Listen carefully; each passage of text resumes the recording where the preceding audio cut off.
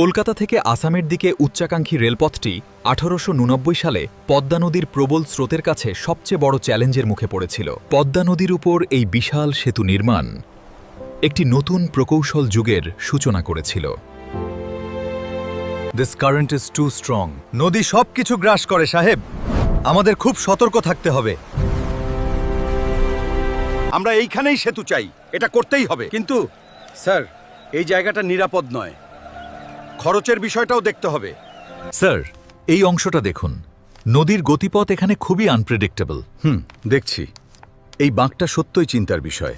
বিংশ শতাব্দীর প্রথম দিকে হার্ডিঞ্জ সেতুর জন্য বিশাল ইস্পাতের স্প্যানগুলো বিশাল সমুদ্র পাড়ি দিয়েছিল।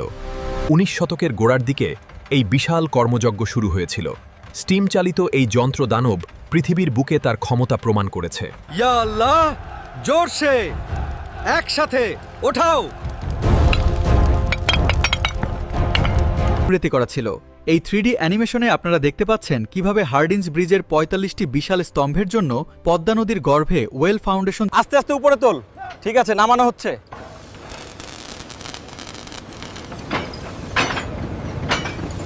এটা শক্ত করে ধরুন। ঠিক আছে, চালিয়ে যান।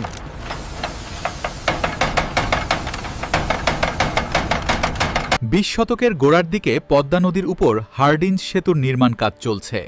হাজার হাজার শ্রমিক দিনরাত পরিশ্রম করছে। আরেকটু ডাইনে। হ্যাঁ, শক্ত করে ধরো সবাই। এই বিশাল সেতু উদ্বোধন করতে পেরে আমি অত্যন্ত আনন্দিত। এটি এই অঞ্চলের সমৃদ্ধি বয়ে আনুক। পদ্মার এই ভয়াবহ রূপের মাঝেও হার্ডিঞ্জ সেতু ইঞ্জিনিয়ারিংয়ের এক অসাধারণ নিদর্শন হিসেবে দাঁড়িয়ে আছে। রেলগাড়ি এসেছে, হুররে! আমরা সেতু পার হচ্ছি।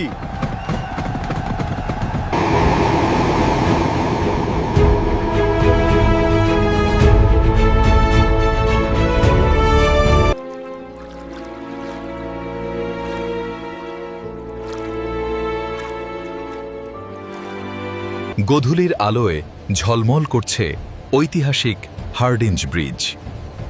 পদ্মা বয়ে চলেছে অবিরাম।